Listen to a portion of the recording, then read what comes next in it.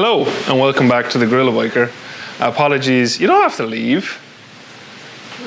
Toaster's over there. We're actually going to be working on her bike today.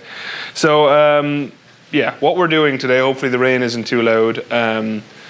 We did notice while on our Blue Ridge Parkway trip, which I know I still need to make a video on that as well, that the Nighthawk, the 97 CB750 Nighthawk, had a very minor leak on what looked to me to be from the carbs region.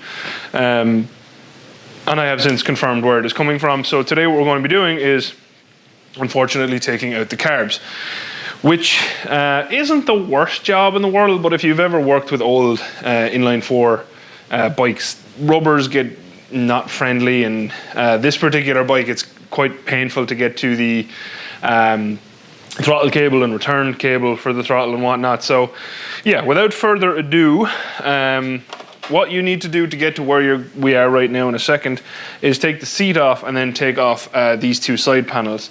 These two side panels are really easy to take off. This one has a hole in it, but yeah, you literally just pop them out. So these are just little into rubber holders, and then that side hooks in. So left and right, you basically just pop them out of the rubber kind of retainer, and then you go from there. It's, like I said, seat off first, that's the main thing. So I'm just gonna move you. Once you have the two covers off and your seat off, seat then covers, you need to take out this rear bolt right here. This is the actual tank retaining bolt, which is, you know, the hefty one. And then this tank just simply slides back. So I'm gonna do next is turn off my fuel tap, as I was just testing where it was. We're gonna pull off our little vacuum line, which I will show you now.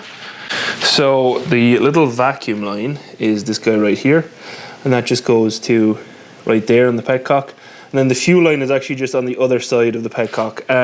Sometimes it's easier to kind of lift the tank up a little bit and prop it up, which is what pieces of wood are for. So that's exactly what I'm going to do. You want to be careful when you're taking off this tank that you don't smack your petcock off your carb bowls, and that just pulls. You can actually feel that's caught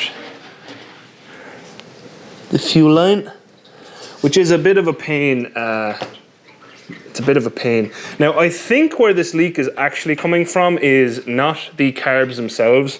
It looks to be coming from the kind of fuel line connection, which, you know, it's not a big deal either way. You know, very fixable no matter what way you cut it. So now that my tank is carefully placed somewhere else, we're down to this. Now, like I said, there's no carbs that are ever going to bring you joy taking out.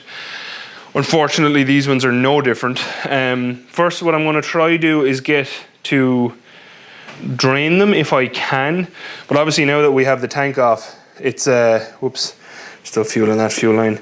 Now that we have the tank off, actually what I'm going to do is run it. What I'm going to do is run it and see do we have any leaks when I'm running it like this, because if we don't, it's quite possible that I've already answered my question and it's from the fuel coming in, which is it's an easy fix. So what I'm going to do is I'm going to let the bike pretty much run itself out of fuel, and it does look like it's the fuel in is where we're actually leaking, because now there's no leaks, and there is still fuel in the bowls, which would leak out. Okay, so what I've done is I have let that kind of run itself out of fuel as much as is possible, which will be a surprisingly long amount of time if you've never done it before. Next, what we want to do is these bands here, front and back. We want to loosen these. So you can see I've already done that.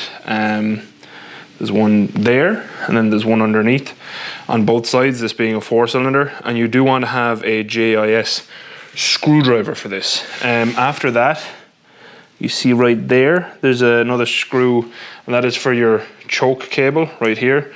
And we also have our throttle and return cable. So the throttle cable is the one on the left, this one here, and then this is your return cable, which, just to remember, because it's really easy to line these back up later if you forget. So I have previously serviced those cables, obviously, which is why it's nice and snappy.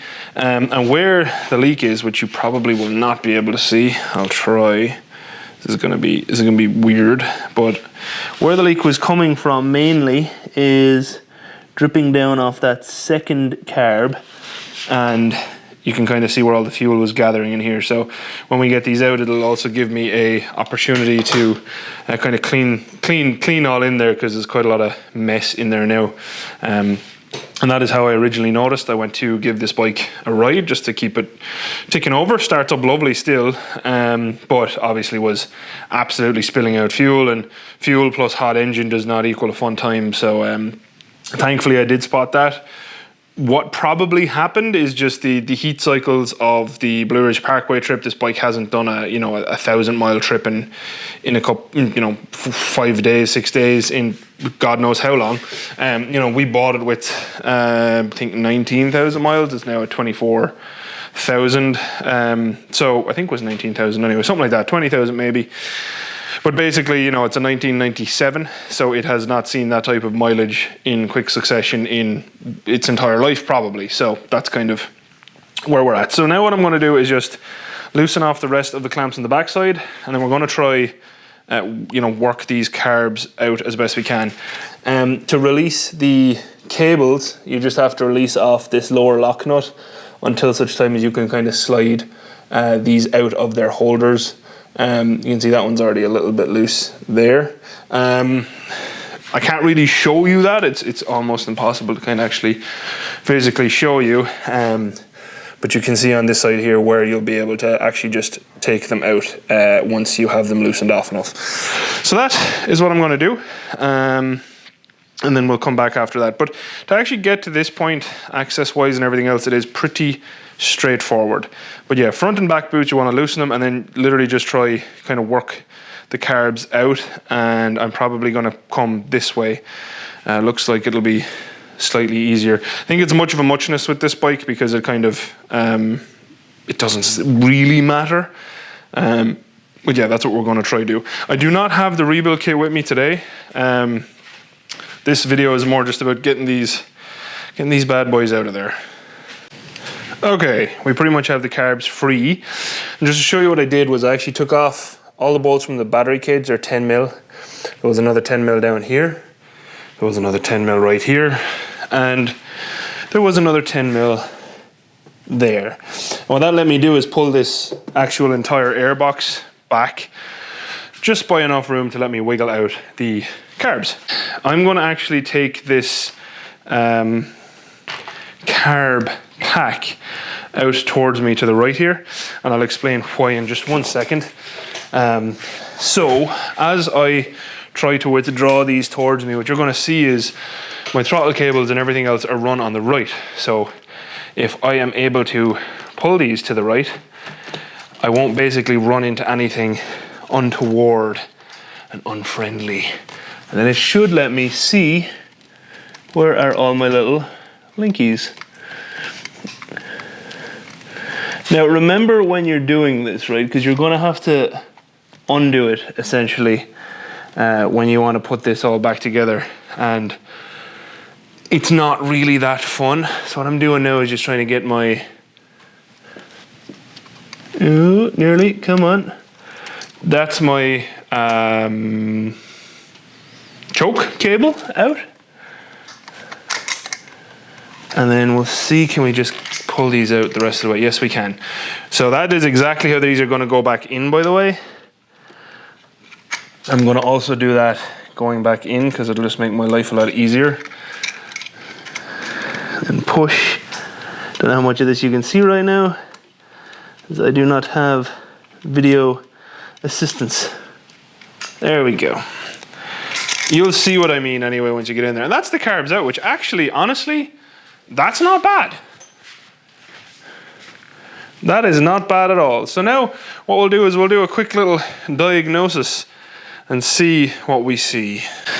So I don't know, can you see down there, but it's nasty in there. I'm going to try not to touch the camera too much because I have all that gunk all over my hands.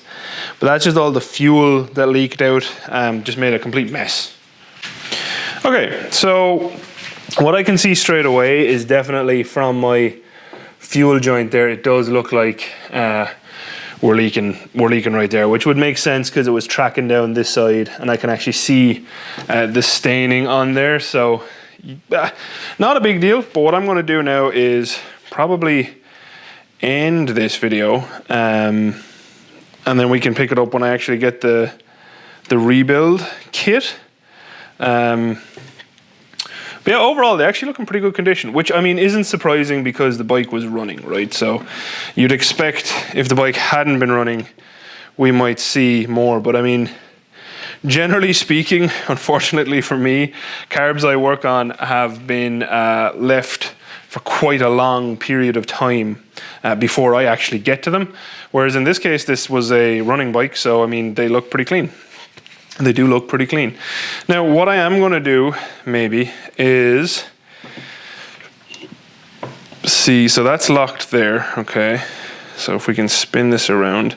So I do want to take this, not that the fuel line itself is currently leaking, because it's not.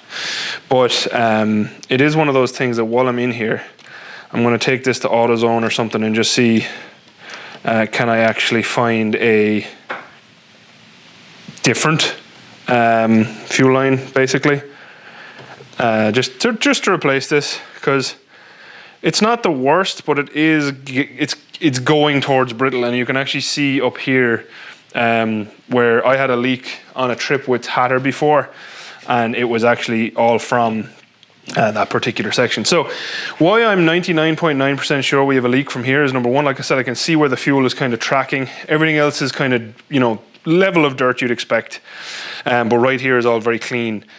And obviously, as soon as I turned off the fuel tap, we no longer had fuel actively leaking. So, you know, that's kind of the expectation. But overall, I mean, to get these carbs out is more pleasant than I thought. So if you've seen this video and you're like, oh, I really want to see a carb rebuild video, he doesn't have one. These are very similar, are going to be very similar to the Honda Valkyrie carbs, which I went through.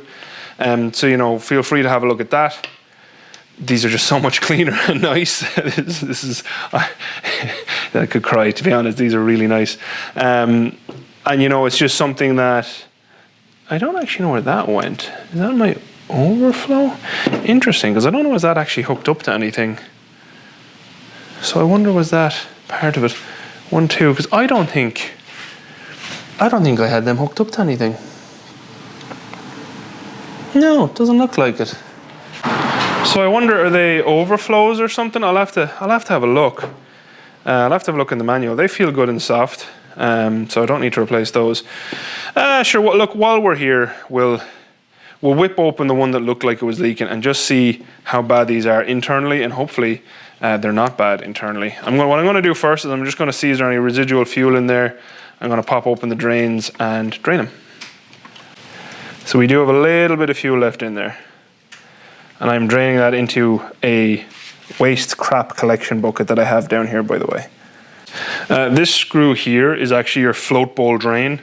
So I drained and again, like, I ran this until it stopped, so there really wasn't much fuel left in there. But that's all you do, is you loosen that out and your fuel will empty out here. So I'm going to do that on the last one. And I mean, it's also kind of nice because it does look like, you know, no one has been in here before, which again is very rare for me. None of these screws have been damaged or changed, or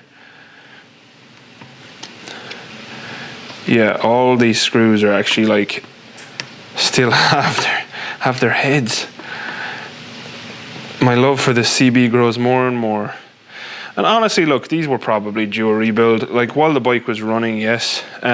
Obviously everything here is, you know, since 1997, I would guess now, which is a long time. So probably due a rebuild. One other thing to know is, if you have to do this, I mean, we're gonna have to split them anyway. Oh, look, it's so clean. It's not the cleanest, obviously, because it's old, but I mean, that is minor cleanup needed, which again is something I'm truly not used to. What I generally look for then on the seal is, okay, so it does actually look like on one place the seal had pretty much failed on this, which I'll try show you. So if you look at that, you'll see here, it actually looks like the seal had kind of failed a little bit. It's hard to see on camera, what you kind of want to look for is like a clean run that doesn't really match up with the rest. So you can see here there's like dirt, little build up of dirt all around the outside, build up of dirt all around the outside, build up of dirt all around the outside, whereas here you have like a clean channel. So we might have actually been leaking a smidge out there as well. Down in our drain, end of our drain bowl as well, which you might be able to see, there's a little bit of gunk build up down here, which is normal, and gunk here, a little bit of gunk there. So definitely, I mean, due a clean, it deserves it, it's a great bike. So I'll order everything up and we'll get that done. Depending on what comes with the kit, I may or may not pull these out. But like I said, if you want to see this kind of in a more complete how to throw together the inside of a carb, I will leave a link up on the top of the screen and in the description if I remember to, for the carb rebuild that I did on the Honda Valkyrie. For now I'm going to put these away in a safe place in a box. That's where they can't fall any further, so it'll be a box on the ground. You don't want to leave them somewhere they can fall. All this stuff is obviously hard to get these days. A lot of it is cast and will break easily, so put them somewhere safe. Yes, I talk with my hands. So that is it. Hopefully that was something you were interested in. Just a quick video on how to remove carbs from a 97 Honda CB750. Couple of things to note. Be careful with your boots. Don't put a metal pry tool or anything in on the boots all around. Again, hard to get, it's an old bike. You want to kind of just cajole everything, just convince it wants to come apart. Pulling that kind of whole battery and airbox assembly back helped a lot. After that, it was pretty straightforward. Unhook all your cables and come out to the right side would be my advice, just because it's easier. Like if you don't come to the right side, what you end up with is you'll be fighting all your cables here because they all want to come to the right because that's kind of how they're routed. But yeah, other than that, just loosen off all your clamps, all these guys here, and on this one here. Loosen your couple of 10mm bolts, pull this whole assembly back. That will pull these off the carbs, and then you can wiggle your carbs out here and pull it off. Oh, and also I forgot to say, this here actually connects to this tube here. It's just one of your breather tubes. You obviously do want to disconnect that as well because it will be in the way, but it's a very simple disconnection. So that's it. Yeah, really straightforward. Even if you just want this video how to pull these out to give them to someone to rebuild, this will save you quite a bit of money rather than giving them your entire bike. So if you wanted to do that, you know, you could then just grab these and ship them off as a unit to your local carb rebuilder, whoever that might be.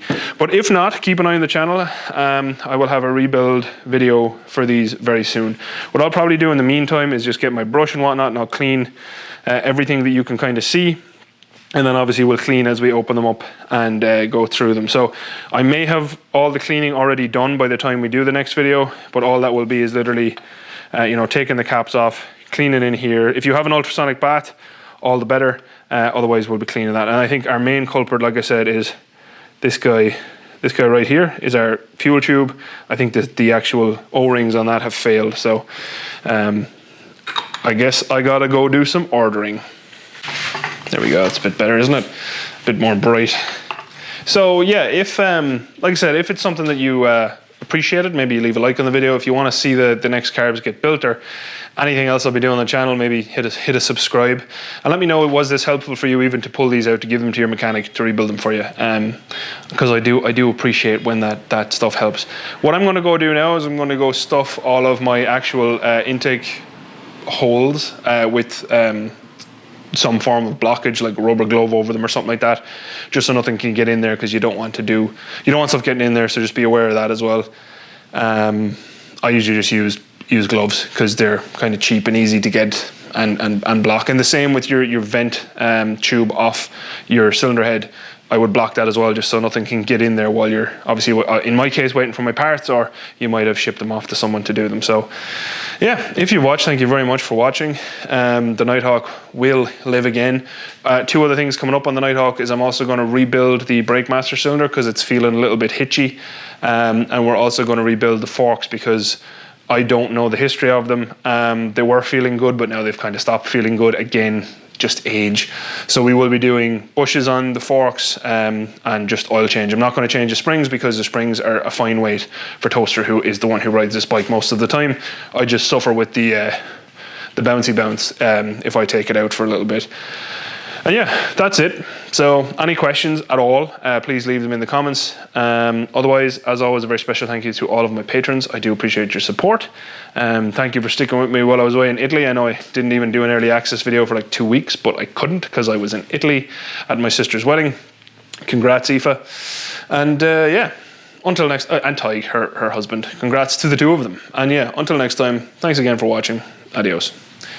Outro crew, is this something that you would take on yourself? This is actually one of the easier sets of carbs I've ever pulled.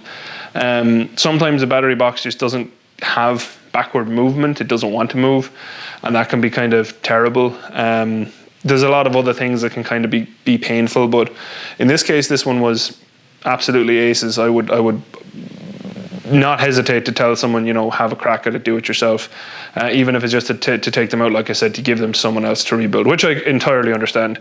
I do not actually have an ultrasonic bat, but I might buy one, because it's not like it's not like I'm gonna stop doing project bikes. When I moved to America, I thought I would stop doing project bikes. I was like, oh, I'll wean myself off it and I won't do that anymore. That has not worked, so I might get myself another ultrasonic bat. Yeah.